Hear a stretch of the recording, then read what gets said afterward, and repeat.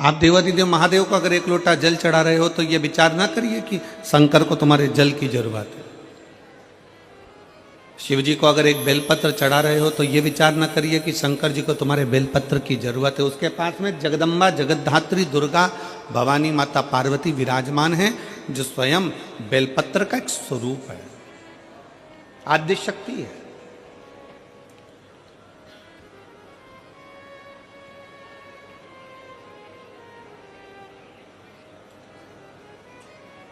भगवान शंकर को अगर दिया लगा रहे हो तो दीपक जला रहे हो, दिया लगा रहे हो तो ये ना सोचिए कि हम भगवान शंकर को दीप लगा रहे हैं। उसको तुम्हारे दीप की जरूरत नहीं है, उसके मस्तक पर चंदा विराजमान है।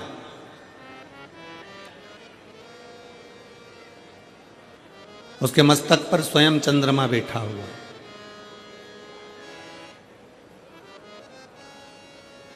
भगवान शंकर को तुमसे कुछ भी नहीं चाहिए, कुछ भी नहीं। आप अगर विचार करो कि मैं शंकर जी को जल चढ़ा रही हूं, शंकर जी को जल की जरूरत है नहीं है। जो जल आप शंकर भगवान को चढ़ा रहे हो, शिव को तुम्हारे जल की जरूरत नहीं है। शंकर जी को जो जल चढ़ा रहे हो वो जल की जरूरत तुमको है। जिस दिन तुम्हारा दुख का समय आएगा, तुम्हारा चढ़ाया गया एक लोटा तुम्हारे सामने आकर खड़ा हो जाए। जो तुमने भगवान को दिया है, जो तुमने भगवान को प्रदान किया है, जो तुमने भगवान को दिया है। एक चरित्र आता है, स्मरण में रहे आपके। एक राजा ने अपने नगर में सूचना कर दी कि मुझे नहीं मालूम कि मरने के बाद क्या होता है। एक राजा ने सूचना कर दी कि मुझे नहीं मालूम कि कब्र के अंदर होता क्या है। जब किसी व्यक्ति को दफना देते हैं, किसी व्यक्ति को भूमि की समाधि दे देते हैं, तो उसके साथ होता क्या है मुझको नहीं मालूम।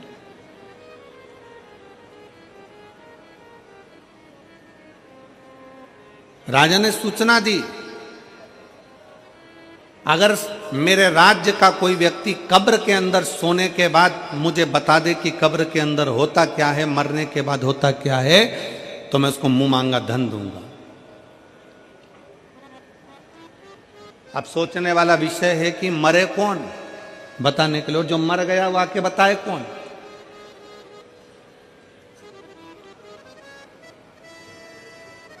कोई हमसे पूछे कि गुरुजी तुमने कहीं स्वर्ग देखा है, तुमने कहीं नरक देखा है, तो शिव महापुराण की कथा कहती है कि जो चले जाता है वो आकर बताता नहीं है कि वो स्वर्ग में है कि नरक में है। पर इतना जरूर है कि अगर आप शिव महापुराण की कथा के अंदर बैठे हो, आप शंकर को एक लोटा जल चढ़ा रहे हो, आप पंचाक्षर मंत्र नमः शिवाय कर रहे हो, आप षडाक्षर मंत्र ओम नमः शिवाय कर रहे हो, आप राम नाम, कृष्ण नाम, शिव नाम जप रहे हो, श्री शिवाय नमस्तुभ्यम बोल रहे हो, आप देवी की आराधना कर रहे हो, आप शंकर की आराधना कर रहे हो, आप भूखे को भोजन करा रहे हो, आप प्यासे को पानी पिला रहे हो, किसी की शिक्षा की व्यवस्था कर रहे हो, किसी की औषधि की व्यवस्था कर रहे हो, तो समझ लेना कि आप स्वर्ग में निवास कर रहे हो, आप नरक में नहीं रह रहे। यह पृथ्वी ही स्वर्ग है, यह भूमंडल ही स्वर्ग है।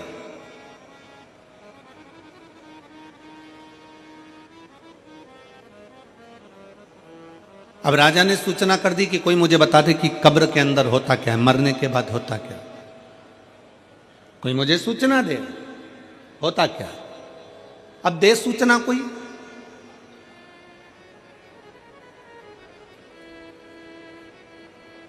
एक सिर फिरा था,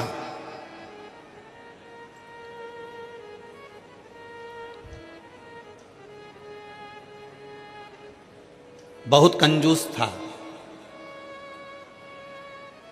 उसके मन में आया कि राजा ने सूचना दी है कि कब्र के अंदर होता क्या है, मरने के बाद होता क्या है, बताना है।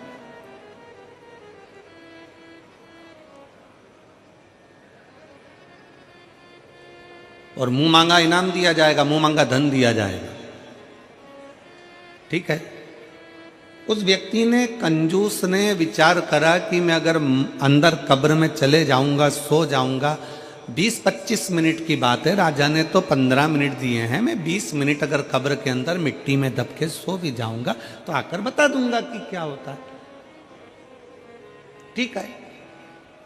उस व्यक्ति ने राजा के पास जाकर कह दिया कि मैं कब्र के अंदर जाने को तैयार हूं, मैं मरने को तैयार हूं, मैं बताने को तैयार। राजा ने कहा ठीक है, तैयारी करो। कब्र खोदी गई। उस व्यक्ति को लेकर आ रहे थे, पीछे उसके एक भिखारी पड़ गया। भैया थोड़ा सा दान दे दो ना, भैया तुम मरने जा रहे हो, तुम कब्र में सोने जा रहे हो, ए भैया थोड़ा सा दान दे दो ना। भिखारी कहे भैया भिक्षा दे दो ना, भैया मेरे कटोरे में कुछ डाल दो ना, भैया कुछ दे दो ना। अब वो भिखारी तो सोच रहा था कि मैं वापिस आऊंगा और सोने ही सोने की रकम मिलेगी बस। अब ये भिखारी और वो कंजूस अलग, इसको क्या दूं? सामने पड़ा था कचरा, पत्तियों के थोड़े थोड़े जो सूखी पत्तियां पड़ी थी वो पत्तियां उसने उठाई और उसके कटोरे में डाल दी भिखारी के। ले ये ले, तेरे कटोरे में मैंने दे दिया दान, बस यहां से जा, चल जा यहां से। और कटोरे में वो सूखी पत्तियां, पेड़ की सूखी पत्तियां, कचरा उठाकर डाला। भिखारी कचरा लेकर चले गया। इस व्यक्ति के लिए कब्र खोदी गई, उसको अंदर सुलाया गया, उस पे मिट्टियां डाली गई, मिट्टियां डालकर पूरा की पूरा पैक करा गया। अब जितनी जितनी मिट्टी डलती जा रही थी उतना उतना उसका मन घबराते जा रहा था कि अब तो मरना निश्चित है, अब जीवित रहूंगा ही नहीं तो बताऊंगा कैसे, धन किससे लूंगा, पैसा किससे लूंगा, मेरे तो प्राण ही चले जाए।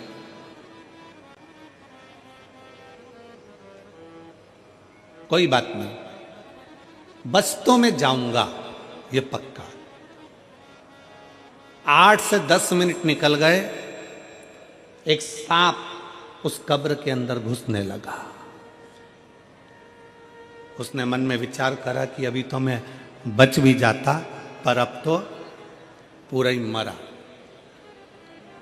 सांप कब्र के अंदर आ रहा था और ये घबरा रहा था। इतने में इसने क्या देखा कि उस सांप को पेड़ के सूखे पत्तों ने रोक दिया।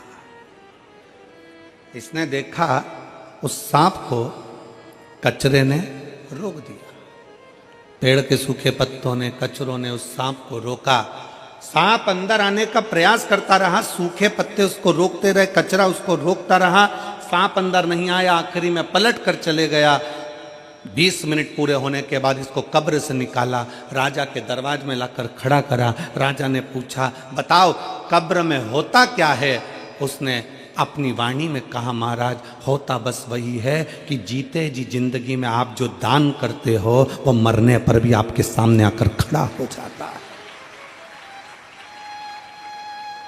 जीते जी आपने जो भजन किया, जीते जी आपने जो कीर्तन किया, जीते जी आपने जो मंत्र जाप करा, जीते जी आपने जो नाम जाप करा, जीते जी आप शंकर की कथा सुन रहे हो, जीते जी आप एक लोटा जल चढ़ा रहे हो, फिर निवेदन है, शंकर को तुम्हारे एक लोटा जल की जरूरत नहीं है, शंकर को तुम्हारी बेलपत्र की जरूरत नहीं है, शंकर को तुम्हारे दीपक की जरूरत नहीं है। शंकर कहते हैं कि ये सब कुछ तुमने जल चढ़ाया तुम्हारे लिए, तुमने बेलपत्र चढ़ाई तुम्हारे लिए, तुमने दीप लगाया तुम्हारे लिए, ये सब कुछ तुम्हारा, तेरा तुझको अर्पण क्या लागे मेरा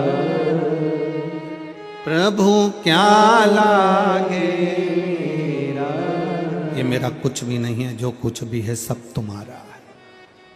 तुमने जो किसी को पानी पिलाया है, तुमने किसी को सत्संग कराया है, तुमने किसी को भोजन कराया है, तुमने दीप लगाया है, तुमने कहीं भगवान का नाम जाप किया है, ये सब कुछ तुम्हारा आएगा और तुम्हारे काम ही आएगा।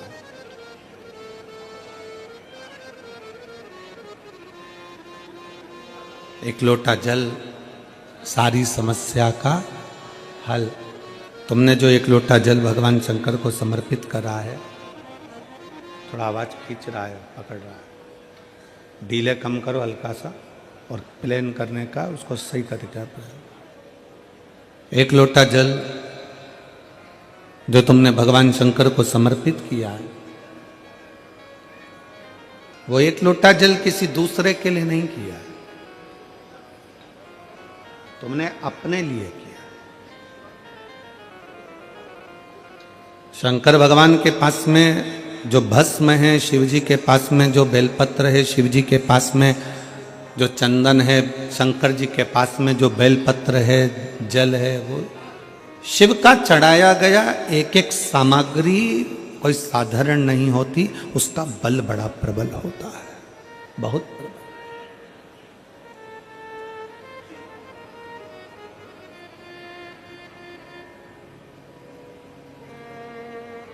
कल हमने कथा में कहा था, आप लोगों ने श्रवण किया था कि शिव जी पर जब हम जल समर्पित कर कर उसका पान करते हैं, उस जल को पीते हैं, तो वो जल जल नहीं रहता, वो अमृत बन जाता है, औषधि बन जाता है, हमारे शरीर के लिए वो सुख प्रदान करने वाला बन जाता है, श्रेष्ठता देने वाला बन जाता है। वो जल साधारण नहीं रह पाता। एक बड़ी सुंदर सी कथा आती है कि भगवान का चढ़ा हुआ सामग्री भगवान शंकर पर या माता पार्वती पर स्पर्श करी हुई सामग्री भी करोड़ों का सुख दे जाती है।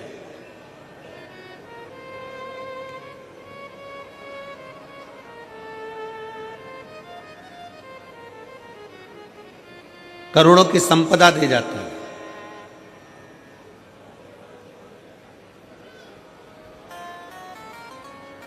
शिव योगी काशी प्रदेश में रहते हैं। काशी प्रदेश में रहते हुए शिव योगी का नियम था कि शंकर पर जो समर्पित करते हैं वो अपने तन पर धारण करें। शिव को अगर भस्म चढ़ाइए तो वो भस्म अपने तन पर धारण कर लेंगे। शंकर को अगर जल चढ़ाया गया है तो उस जल का आचमन कर लेंगे। शंकर भगवान को अगर बेलपत्र चढ़ाई गई है तो वो बेलपत्र भी अपने मस्तक पर रखकर उसका स्मरण करेंगे। शिव को अगर पुष्प चढ़ाया गया है तो वो पुष्प अपने कानों में लगा लेंगे।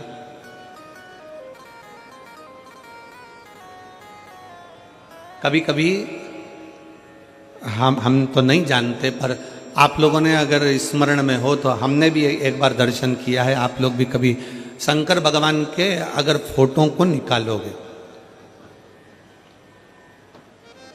गूगल पर सर्च करना शंकर जी के फोटो निकालना, बहुत सारे, तो उन फोटो में आप पाओगे, आप उन फोटो में दर्शन करोगे कि शंकर जी के कान में एक फूल, शिव जी के कान में कनेर का पुष्प खुसा रहता है। किस किसने देखा है? किसी फोटो में आप लोगों ने दर्शन करा होगा कि शिव जी के कान में एक पुष्प यहां लगा रहता है।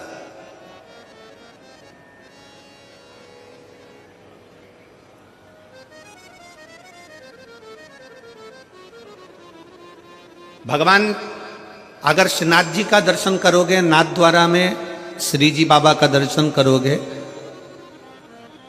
आपके नजदीक में रायपुर के पास में ही चंपारण है, चंपेश्वर महादेव वहाँ पर विराजमान है, और चंपारण में श्रीमद् वल्लभाचार्य जी की बैठक जी है।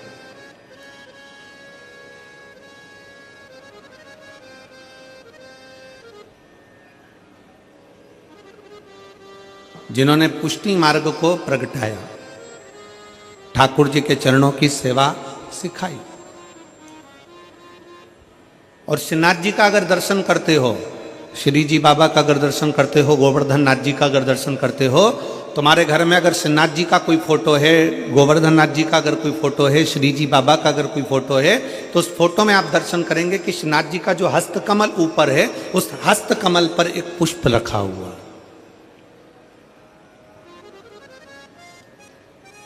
एक पुष्प श्रीनाथ जी के हस्तकमल पर है, एक पुष्प शंकर जी के कर्ण पर।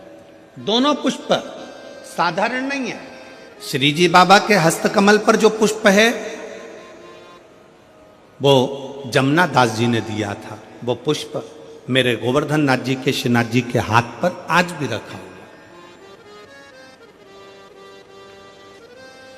वो पुष्प साधारण नहीं है जो भगवान श्रीनाथ जी ने अपने हस्त पर लिया, और वो पुष्प भी साधारण नहीं है जो भगवान शंकर के कानों पर रखा हुआ है। जमुना दास जी ऐसे संत जिन्होंने ठाकुर जी के इतने प्रिय कि ठाकुर जी के लिए रोज नई नई माला तैयार करते थे, रोज नया नया श्रृंगार तैयार करते थे। भगवान गोवर्धन नाथ जी के लिए, श्रीनाथ जी के लिए रोज नया नया श्रृंगार बनाते थे।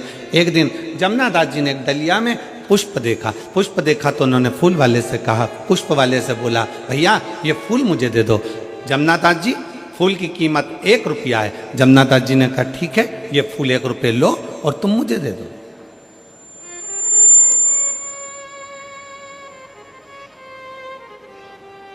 ₹1 लीजिए और पुष्प मुझे दे दिए। वहीं से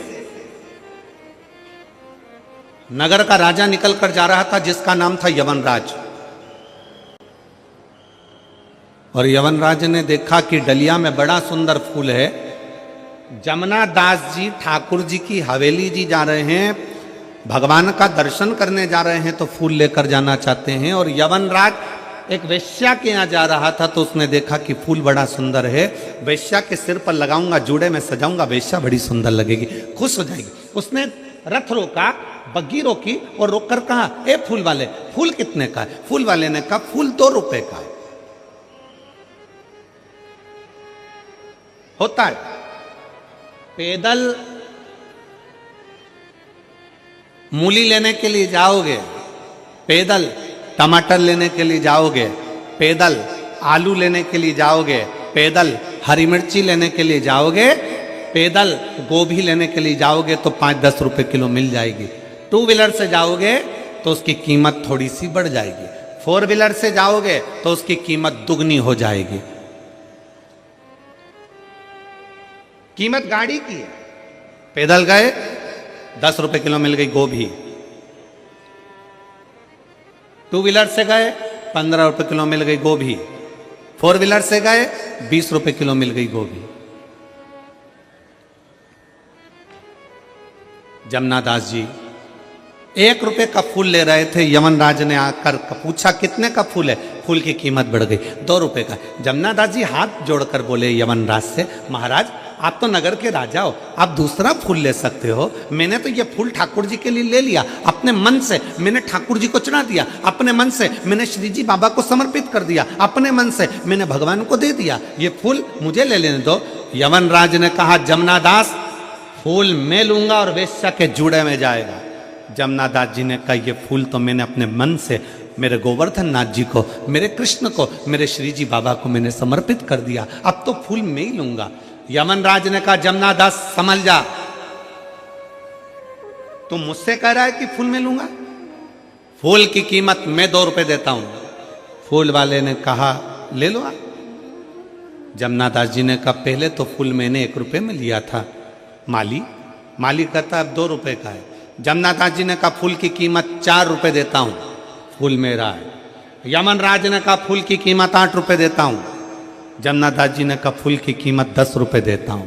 यमनराज ने कहा, फूल की कीमत 20 रुपए देता हूं, मैं नगर का राजा हूं, फूल मैं लेकर जाऊंगा। जमुना दास जी कहते हैं, फूल की कीमत में 40 रुपए देता हूं। यमनराज ने कहा, फूल की कीमत 50 रुपए देता हूं। यमनराज ने कहा, फूल की कीमत 100 रुपए देता हूं। यमनराज ने कहा, फूल की कीमत 1000 रुपए। जमुना दास जी कहते हैं, फूल की कीमत 10,000 रुपए। जमुना दास कहते हैं, फूल की कीमत 10,000 रुपए। यमनराज कहते हैं, फूल की कीमत 20,000 रुपए। जमुना दास जी कहते हैं, फूल की कीमत 50,000 रुपए। यमनराज 1 लाख रुपए फूल की कीमत बोलने वाले थे, पर यमनराज को लगा 1 लाख में तो 10 वेश्या घर पे ले आऊंगा, फूल को छोड़ो। जमुना दास ने अपना मकान बेचा, अपनी जमीन बेची, 50,000 का फूल खरीद कर ठाकुर जी के चरणों में, जैसे ही कृष्ण भगवान के चरणों में पहुँचे, जैसे ही ठाकुर जी के चरणों में पहुँचे और जमुना दास ने अपना फूल भगवान के चरणों में रखा, वैसे ही मेरे कृष्ण ने, मेरे गोवर्धन नाथ ने, श्री जी बाबा ने उस पुष्प को उठाकर अपने हस्त कमल पर रख लिया। आज भी जमुना दास जी का फूल श्री जी बाबा के हस्त कमल पर आज भी रहता है। आज भी आपके घर में अगर फोटो हो तो उसका दर्शन करिए, फोटो ना हो तो मोबाइल पर सर्च कर कर दर्शन करो कि श्रीनाथ जी की मूर्ति पर, श्रीनाथ जी की फोटो में, श्रीनाथ जी के स्वरूप में आज भी श्रीनाथ जी के हस्त कमल पर एक पुष्प रखा रहता है, वो जमुना दास जी का है। जमुना दास जी ने कहा, ठाकुर क्या मेरा ये पुष्प आपको पसंद नहीं आया? जमुनादास जी के शब्द सुनकर ठाकुर जी कहते हैं, जमुनादास तेरा पुष्प तो इतना पसंद आया कि मैं इसको जिंदगी भर अपने हाथ पर रखूंगा, जिंदगी भर अपने हस्त पर रखूंगा। क्या था इस पुष्प में? इस पुष्प में कीमत नहीं है, इस पुष्प में दिल है, भाव है। वो तो जमुनादास जी थे जो फूल की कीमत बढ़ा दी है। एक हम घर की मां कह देती है, सुन बेटा आज पंडित जी पूजन कराने आएंगे, आज शिवरात्रि है, माला लिया बाजार से। पति से कहा जाओ जरा माला लिया बाजार से। पति गए माला लेने के लिए। माला कितने की है? 50 रुपए की।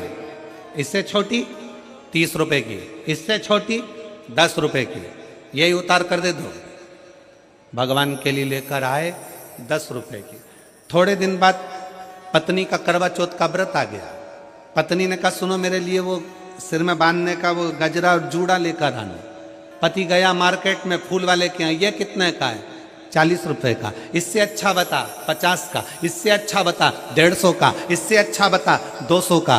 पत्नी के लिए लेकर आया तो अच्छे से अच्छा लाया, बच्चों के लिए लाया तो अच्छे से अच्छा लाया, और परमात्मा के लिए लाया तो सस्ते से सस्ता लाया। भगवान भी समझ जाते हैं तेरी दृष्टि में मैं हल्का हो गया, मेरी दृष्टि में तू हल्का हो गया, मेरी दृष्टि में तू हल्का। भगवान कभी नहीं कहते कि मुझे बहुत सारा धन दो, भगवान कभी नहीं कहते कि मुझे बहुत सारी संपदा दो, भगवान कभी नहीं कहते कि मुझे ढेर सारी पूंजी दो। भगवान तो कहते हैं कि तू दिल से मुझे जो समर्पित कर रहा है वो मेरे लिए नहीं, तू तेरे लिए कर रहा है, तेरे लिए।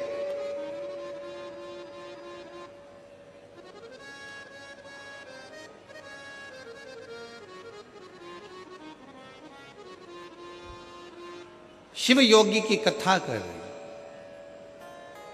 काशी प्रदेश में रहने वाला वो शिव योगी भगवान शंकर की भक्ति में झूमता, शिव जी को भस्म का श्रृंगार करता, वो भस्म अपने तन पर धारण कर लेता। शंकर जी को बेलपत्र का श्रृंगार करता, बेलपत्र अपने तन पर धारण कर लेता। भगवान शंकर को जल समर्पित करता, वो जल का आचमन कर लेता। शिव योगी भगवान शंकर को जो समर्पित करता वो शिव का भाव से, भगवान शंकर का औषधि भाव से अपने ऊपर धारण कर लेता। भगवान का चढ़ा भगवान को समर्पित किया गया, कोई साधारण हो सकता है? हमने पहले भी एक बार कथा में कहा था, मेरी जीजियों से निवेदन है, मेरे जीजाओं से निवेदन है, मेरी बेटियों से बेटाओं से निवेदन है, कोई 500 रुपए की साड़ी लेकर आए, कोई 1000 रुपए की साड़ी लेकर आए, कोई 10,000 की साड़ी लेकर आए, तुम 200 रुपए की साड़ी लेकर आओ।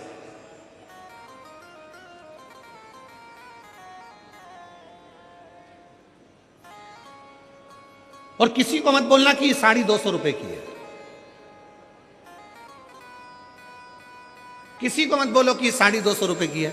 वो साड़ी को तुम लाए, सबसे पहले उस साड़ी को उतार कर, उस साड़ी को उस पन्नी में से निकाल कर, उस पॉलिथीन में से निकाल कर, उस साड़ी को बैग में से निकाल कर सबसे पहले माता पार्वती जी को, जो घर में तुम्हारे देवी हो, कुल देवी हो, कुल देवता हो, शंकर जी का शिवलिंग हो, गणेश जी की मूर्ति हो, ठाकुर जी हो, लड्डू गोपाल हो, जो तुम्हारे घर में, उनको अपनी वो साड़ी लाकर एक बार उन पे चढ़ा दो, उनको छुआ दो।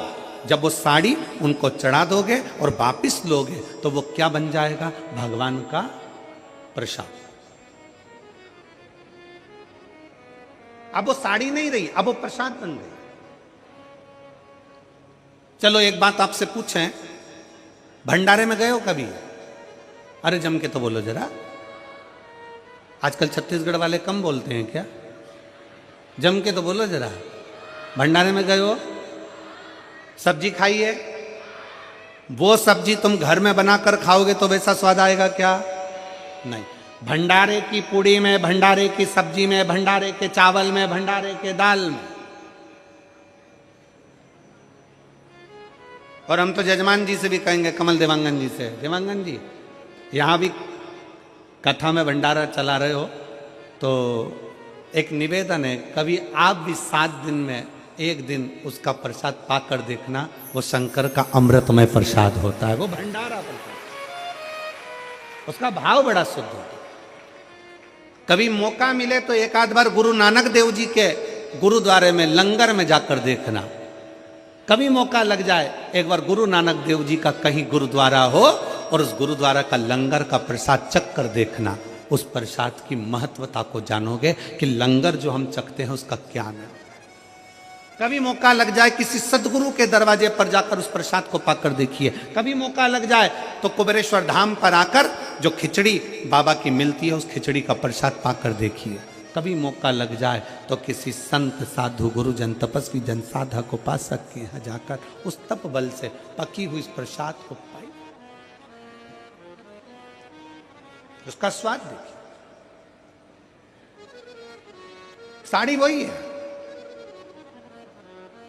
200 रुपए की साड़ी है, किसी को मत बताओ कि 200 की है, बस उसको ले जाके भगवान को चढ़ा दो, प्रसाद बन जाए। अब वो प्रसाद बन गई तो वो कीमत वाली हो गई, वो प्रसाद बन गई तो उसमें स्वाद आ गया, वो प्रसाद बन गई तो भगवान का स्वाद हो गया, स्वाद।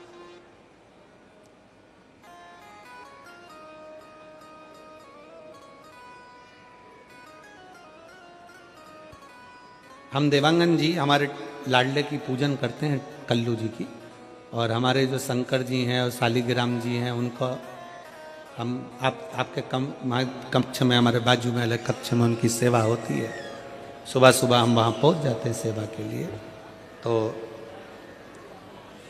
जब भगवान को भोग लगता है और भगवान का जब स्नान आदि हो जाता है, भोलेनाथ जी का पूजन हो जाता है और भाभी जी वगैरह वो फ्रूट्स थोड़ा सा फल और दूध वगैरह भेजती हैं, तो वो हम भोग लगाकर वापिस उसको बाहर भेजते हैं।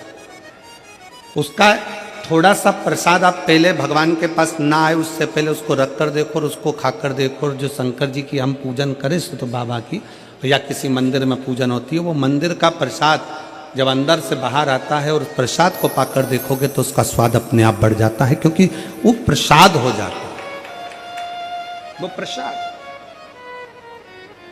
सत्यनारायण भगवान की कथा करवाओ, आटे की पंजेरी बनाओ, पंजेरी को अलग रख दो और एक कटोरी पंजेरी सत्यनारायण जी के सामने रख दो। जो अलग रखी है उसमें स्वाद नहीं आएगा, जो सत्यनारायण जी के सामने रखी है उसका स्वाद बढ़ जाएगा, क्योंकि वो प्रसाद है, प्रसाद। 200 रुपए की एक प्रैक्टिकल जरूर करो। किसी और वाला महाराज झूठ तो नहीं बोल रहा, प्रैक्टिकल करते रहना चाहिए, प्रैक्टिकल बिल्कुल करो, प्रैक्टिकल जरूर करो। 200 रुपए की साड़ी लो, भगवान को चढ़ा दो, प्रसाद हो गई। फिर उसको पहनो, पहनकर बाहर शादी में, पार्टी में, तुम्हें जहां जाना हो वहां जाओ। आपको लोग पलट कर कहेंगे अच्छी दिख रही है, बहुत महंगी है, कीमत भगवान को चढ़ाने से हो गई है। अच्छी दिख रही है, बहुत महंगी है, बहुत महंगी।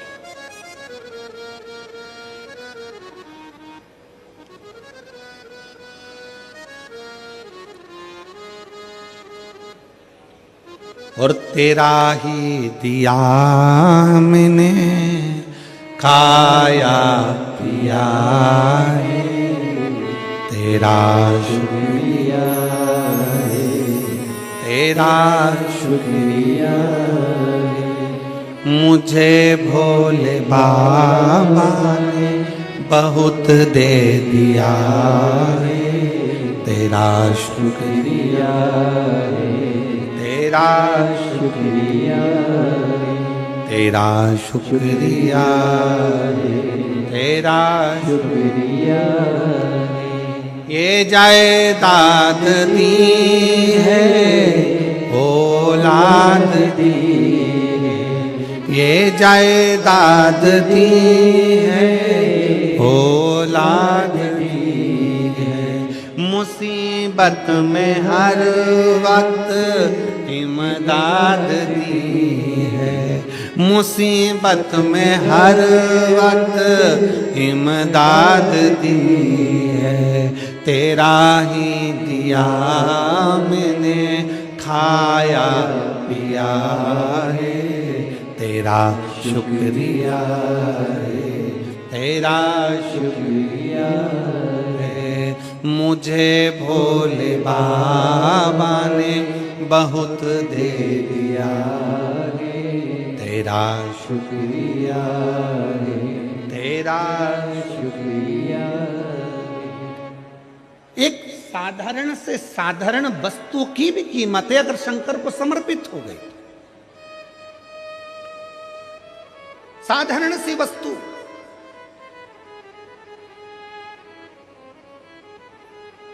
सीता जी ने जब हनुमान जी ने माता जानकी जी को राम जी की मुद्रिका दी, तब सीता जी ने हनुमान जी को क्या दिया था? जम के बोलो, क्या देकर भेजा था? अरे बोलो तो, क्या देकर भेजा? हनुमान जी ने तो माता जानकी जी को मुद्रिका दी थी, अंगूठी दी थी। सीता जी ने क्या देकर भेजा था? अपनी चूड़ामणि। क्या देकर भेजा था? जम के बोलो जरा। अपने बालों की चूड़ामणि माता जानकी जी ने हनुमान जी को देकर भेजा। क्या थी चूड़ामणि? कहां से आई थी चूड़ामणि? वो चूड़ामणि इतनी विशेष क्या थी जो चूड़ामणि सीता जी ने हनुमान जी को दे दी?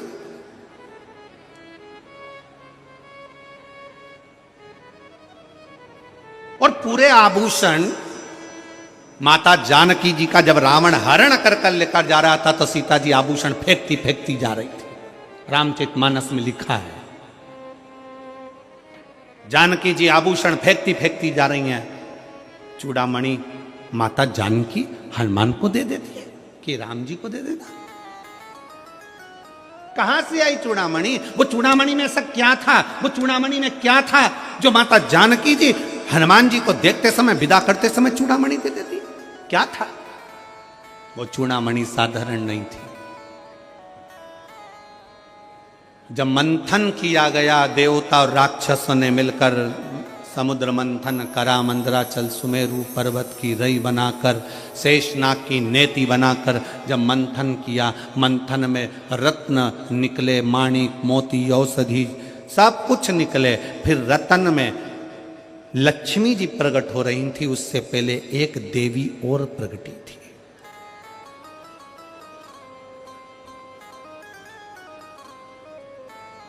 उस मंथन में एक देवी और प्रकटी थी।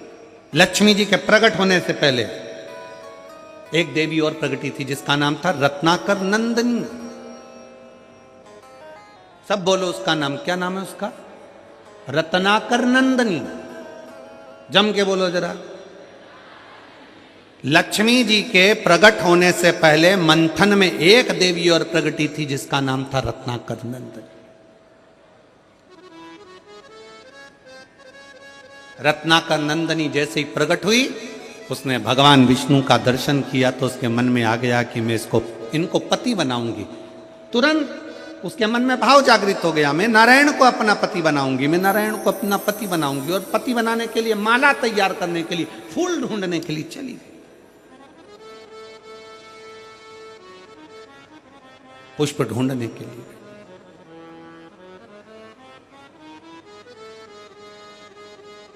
और रत्नाकर नंदिनी जब फूल ढूंढने के लिए गई, इतनी देर में मंथन में प्रकट हो गई माता महालक्ष्मी।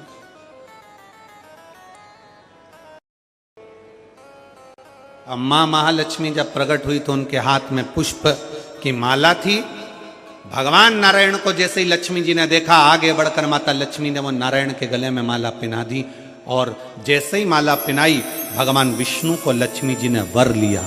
वर लिया, पूरे देवताओं के पास सूचना पहुंच गई कि माता लक्ष्मी जी ने भगवान विष्णु को वर लिया है, उनका विवाह होना है। समुद्र देवता कन्या दान करेंगे, लक्ष्मी जी का मंगल विवाह होगा। विवाह की तैयारी होने लगी, देवताओं का आगमन हो गया। भगवान शंकर पार्वती भी वहां आ गए जहां पर लक्ष्मी और नारायण का विवाह हो रहा।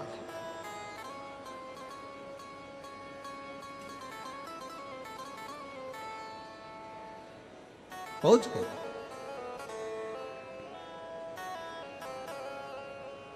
विवाह का कन्यादान हुआ, लक्ष्मी जी का विवाह नारायण के साथ हुआ।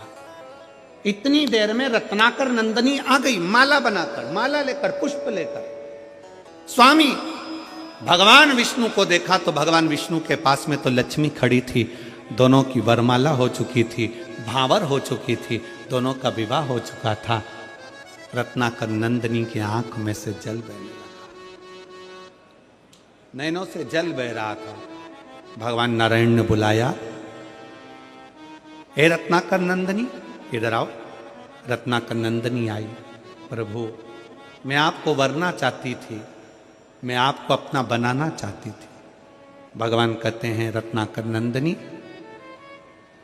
मेरा विवाह लक्ष्मी जी से हो गया है, तुम मुझे वरना चाहती थी, मैं जान गया था तेरे मन की दशा को, पर तो चिंता मत कर, कलिकाल में जब मेरा कल्कि अवतार होगा तब मैं तुझे अपनी अर्धांगिनी बनाऊंगा। मैं तुझे अर्धांगिनी बनाऊंगा, तब तक तू त्रिकूट में, त्रिकूट पर्वत पर मां वैष्णो देवी के नाम से विख्यात होकर विराजमान होगी। तेरे में 3 देवियों की शक्तियां तेरे साथ होगी, वहां बैठेगी। राम अवतार में मैं स्वयं तुझे दर्शन देने के लिए आऊंगा। जब जब मृत्यु लोक पर आऊंगा तब तब तुझे मैं दर्शन दूंगा। रत्नाकर नंदनी तुम जा सकते। रत्नाकर नंदनी ने भगवान नारायण से कहा कि तुम्हारा विवाह हुआ है, शादी में अगर कोई आता है तो उसको विदाई दी जाती है।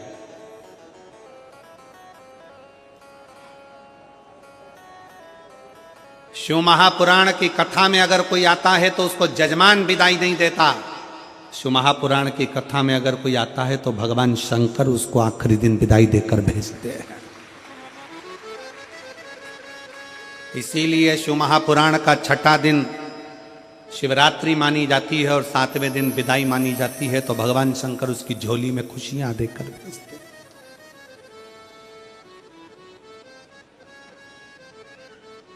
श्रेष्ठता।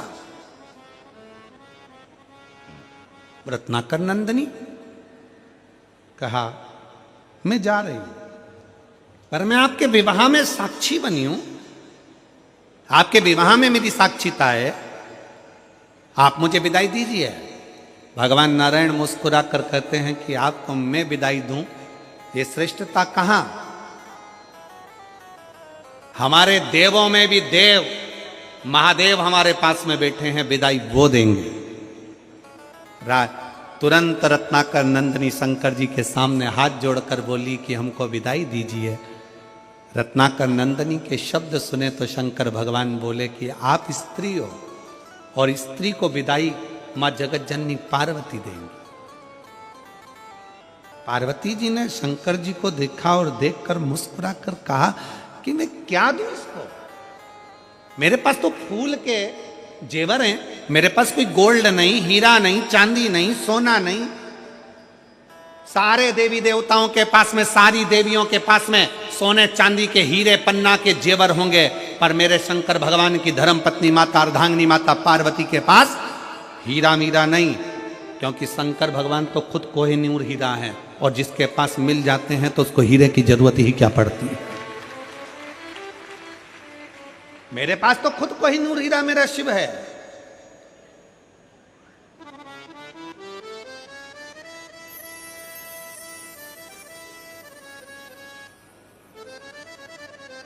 इसीलिए वो कहते हैं ना,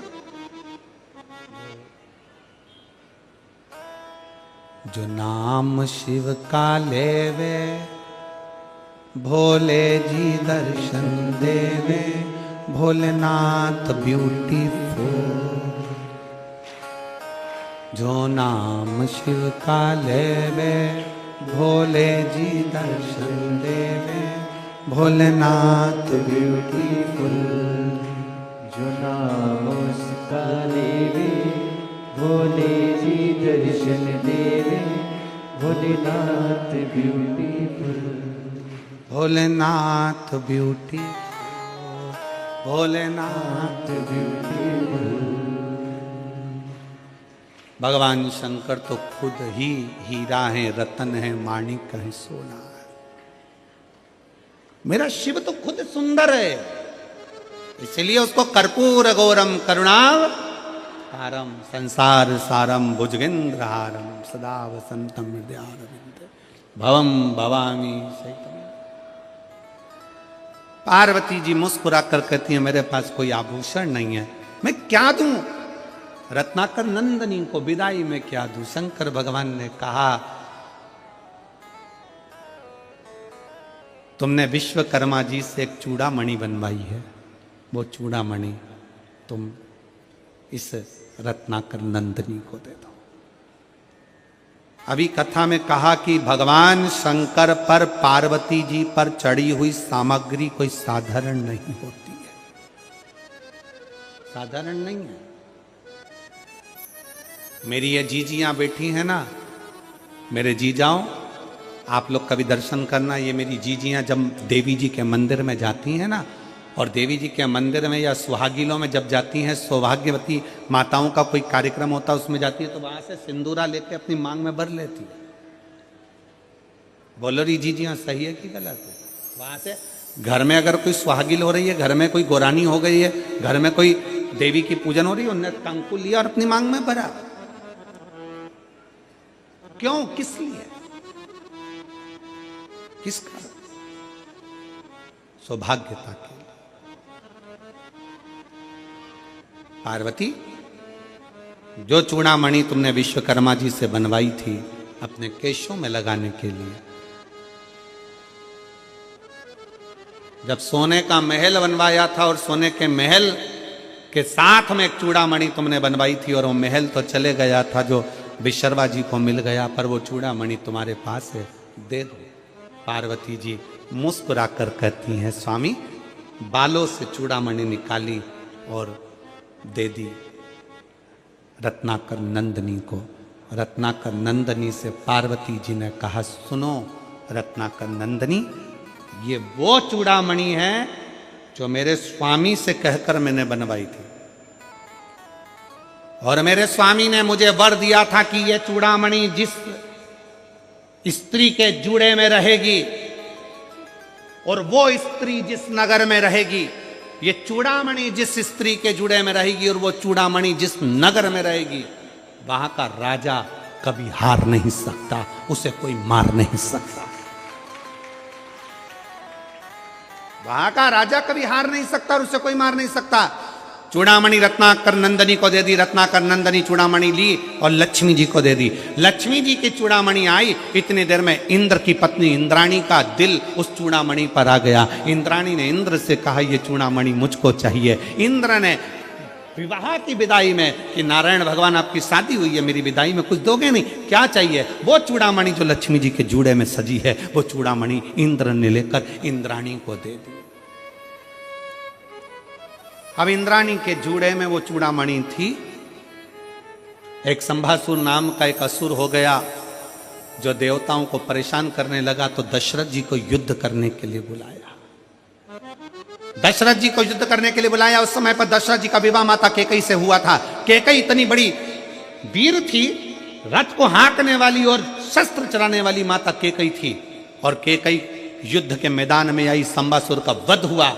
जब संभासुर का वध हुआ तो इंद्र ने दशरथ जी को विदाई में 2 हंस और 2 पंख दिए, और इंद्राणी ने पूछा आपको क्या दूं? तो इंद्र ने कहा एक काम करो, केकई को आपके चूड़े की चूड़ामणि दे दो। केकई को वो चूड़ामणि दे दी गई। केकई के मस्तक पर वो चूड़ामणि आई। केकई आई, केकई ने विचार करा ये चूड़ामणि का मैं क्या करूंगी, मेरे पास तो दशरथ जी हैं, ये चूड़ामणि मैं सुमित्रा जी को दे देती हूँ। सुमित्रा को चूड़ामणि दे दी। राम जी का विवाह हुआ, सीता विवाह कर आई। मुंह दिखाई में सुमित्रा जी ने वो चूड़ामणि सीता जी को दे दी। वो चूड़ामणि सीता के पास, मां जानकी के मस्तक में वो चूड़ामणि आ गई। बलकल वस्त्र पहने, थोड़े से आभूषण पहनी हुई माता जानकी चली।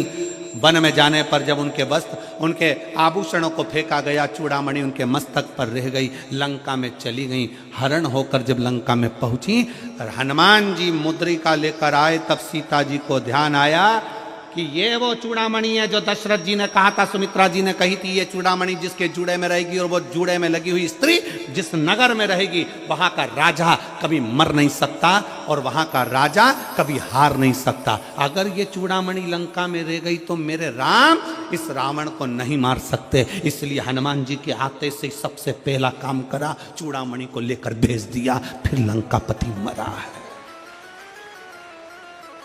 फिर लंकापति। अब जरा विचार करिएगा, शंकर जी की अर्धांगिनी माता पार्वती, शिव और शक्ति दोनों पर चढ़ी हुई एक वस्तु, जरासी बेलपत्र शंकर जी पे चढ़ी हुई खा लेते हैं, औषधि मुक्त हो जाते हैं। जरासा चढ़ा हुआ जल हम पी लेते हैं, औषधि के रूप में लेकर हम रोग मुक्त हो जाते हैं। केवल बाल में लगी हुई चूड़ामणि भी, माता पार्वती के मस्तक की वो चूड़ामणि भी इतना फल दे जाती है कि नगर के राजा को बचा लेती है। नगर के राजा, क्या करती है शिव महापुराण की कथा? शिव महापुराण की कथा क्या करती है? अभी हम आ रहे थे तो रास्ते में हमने देखा कि बहुत सारी दुकानें यहाँ पर रायपुर के इन रस्तों में लगी हुई थी। लाल कलर का कपड़ा पहने हुए बच्चों की ड्रेस में पुतला होना और उसके ऊपर टोपी, बहुत सारे कपड़े बिक रहे थे। कोई कुछ बेच रहा था, कोई कुछ बेच रहा था। हमने पूछा हमारे पीएसओ से कि ये आज क्या बिक रहा है? तो कहा गुरुजी आज वो लोग लेते हैं बच्चों को पहनाने के लिए। तो हमने कहा बताओ दुनिया कहाँ चली गई? अगर भारत की भूमि पर किसी को पहनाना है तो वीर शिवाजी के कपड़े पहना दो। भारत की भूमि पर पहनाना है तो इस महाराणा प्रताप के कपड़े पहना दो। भारत की भूमि पर अगर पहनाना है तो अपने बच्चों को वीर शिवाजी, महाराणा प्रताप, झांसी की रानी, माहिल्याबाई बना दो। पर अपने बच्चों को ऐसे कपड़े पहना के जोकर मत बनाइए जिससे उनकी हंसी उड़ जाए। सनातन धर्म की साख को मजबूत करिए, सनातन धर्म की साख को प्रबल बनाइए और सनातन धर्म को मजबूत करने का प्रयास करिए। अपना धर्म छोड़कर किसी दूसरे धर्म में जाकर झूठन मत खाइए, भले अपनी रूखी सूखी हो वो खाइए। अपने घर का खाओ, रूखा सूखा जैसा भी। और घर की रोटी के आगे कोई रोटी अच्छी लगे क्या जी जी? अरे बोलो तरी मेरी छत्तीसगढ़ की बहनों, ओ मेरे जी जाओ, अपने घर की रोटी क्या? तुम कहीं की भी होटल में चले जाओ, 5 स्टार होटल में चले जाओ, कहीं पर भी घूमने चले जाओ, कितने भी एसी के कमरे में ले लो, कितनी भी अच्छे डनलप के गद्दे पर सो लो, 15 दिन 20 दिन 1 महीने में तुम्हें तुम्हारे घर की याद आएगी। कितनी भी तुम मटर पनीर खा लो, पालक पनीर खा लो, चाहे तुम दुनिया भर की सब्जी खा लो, बगर मगर जो भी हो तुम्हारा, वो क्या बोलते हैं उसको, मीन चाउमीन और कुत्ता नहीं कोत्ता, हाँ मोमोज, हाँ जो भी तुम्हें खाना है सब खा लो। पर कितना ही खा लो, उसके बाद भी तुमको 8-15 दिन में याद आएगी कि मेरी मम्मी के हाथ की मुझे रोटी याद आ रही है, मेरी पत्नी के हाथ का भोजन याद आ रहा है। बस वही तुम दुनिया में थोड़ी बहुत चमक ममक इधर उधर की देख के चले जाते हो दूसरे धर्म की ओर, सनातन धर्म को छोड़कर दूसरे धर्म की ओर चले जाते हो, थोड़ी सी चमक देखी और बढ़ जाते हो ना। सनातन धर्म से बड़ा कुछ नहीं है। अपने सनातन को बचाने के लिए तो गुरु नानक देव जी ने अपने बाल तक बढ़ा लिए थे, जटा तक बांध ली थी कि सनातन को मजबूत रखूंगा, रक्षा के लिए। धर्म रक्षा बहुत जरूरी है, सनातन रक्षा बहुत।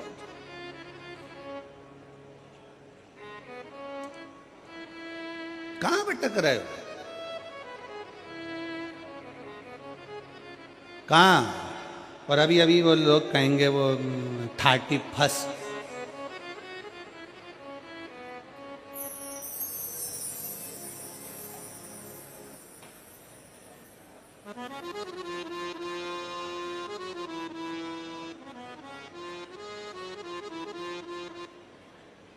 वो कहेंगे लोग वाग हैप्पी न्यू ईयर।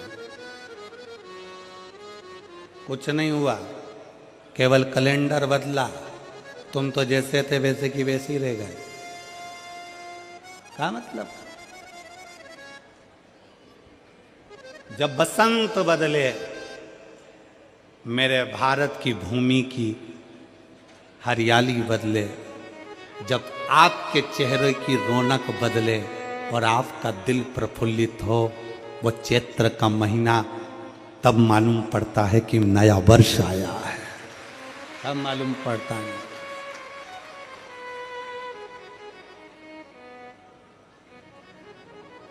31 तारीख को दारू की बोतल खुलती है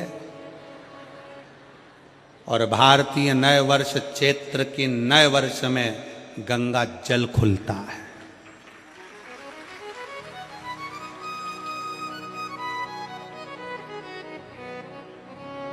अंग्रेजी नए वर्ष 31 को लोग पी पी के गटर में मिलते हैं और चैत्रीय नव वर्ष में, सनातनी नव वर्ष में लोग मंदिर और शिवालय में मिलते हैं। और मेरा भारतवासियों से निवेदन है, मेरे देशवासियों से निवेदन है, मेरे सनातनियों से निवेदन है, आप 31 मना रहे हो, मनाओ, हमारी तरफ से छूट है, पर याद रखना उस 31 के दिन भी मैं खाने में मदिरा की दुकान पर नहीं, कुबेरेश्वर धाम और महाकाल की भूमि पर जाइए। हमारे रायपुर के कोई शंकर के मंदिर है, राम मंदिर है, चंपारण का चंपेश्वर महादेव है, और छत्तीसगढ़ के जो प्राचीन शिवालय है वहां जाइए, महाराष्ट्र के कोई प्राचीन शिवालय है वहां जाइए। वहां जाकर अपने को अगर मनाना ही है तो भगवान शंकर की शरण में मनाओ, क्योंकि आप कितने किस्मत वाले हो रहे छत्तीसगढ़ वालों की, ये दिसंबर एंड की 24 से 30 तारीख तक की कथा तुमको मिली, मतलब दिसंबर का एंड भी तुम शंकर की शरण में, और 2025 की शुरुआत 4 जनवरी से 10 जनवरी तक छुरिया हाले कोसा में कथा मिल गई, मतलब तुम्हारा 24 और 25 सब बढ़िया बाबा के चरणों में, शिव भक्ति में जाओ, उसके चरणों में मनाओ।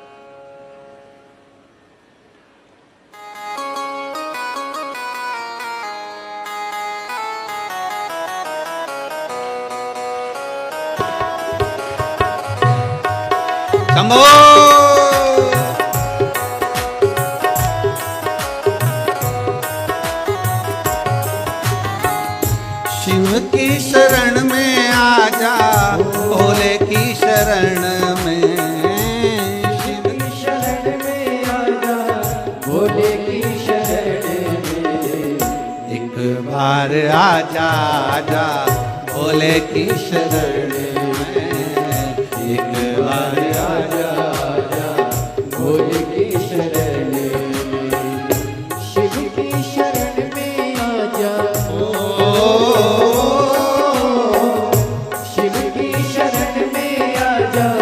भोले की शरण, सब गाइए, एक बार आजा आजा भोले की शरण में, एक बार आजा आजा भोले की शरण में।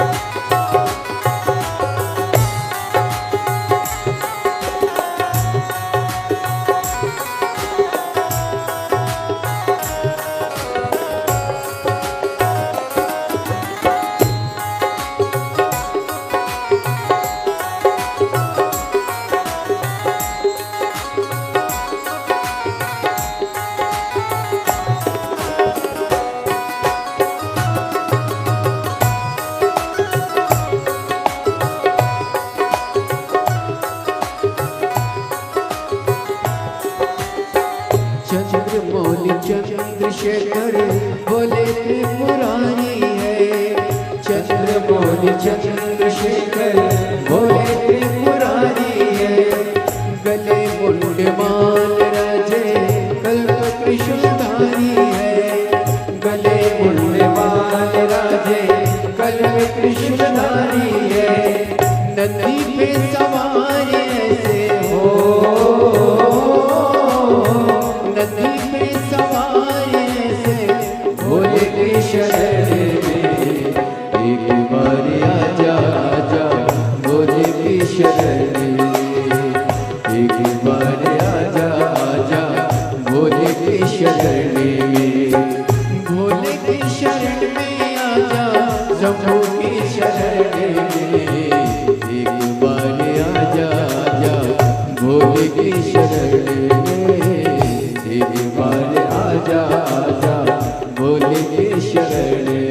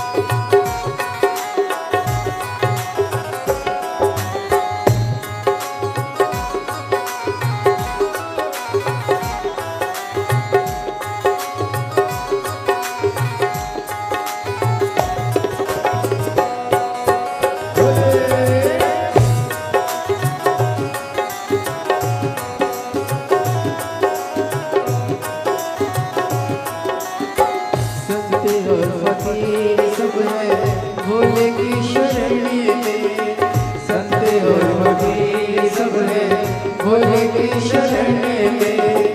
गरीब और अमीर सब है भोले की शरण में। गरीब और अमीर सब है भोले की शरण में। शिव जी मिलते सबको, शिव जी मिलते सबको ध्यान शरण में। एक बार आजा आजा भोले की शरण में। एक बार आजा आजा भोले की शरण में। भोले की शरण में आजा, भोले की शरण में आजा, शिव की शरण में एक बार आजा आजा भोले की शरण में। एक बार आजा आजा भोले की शरण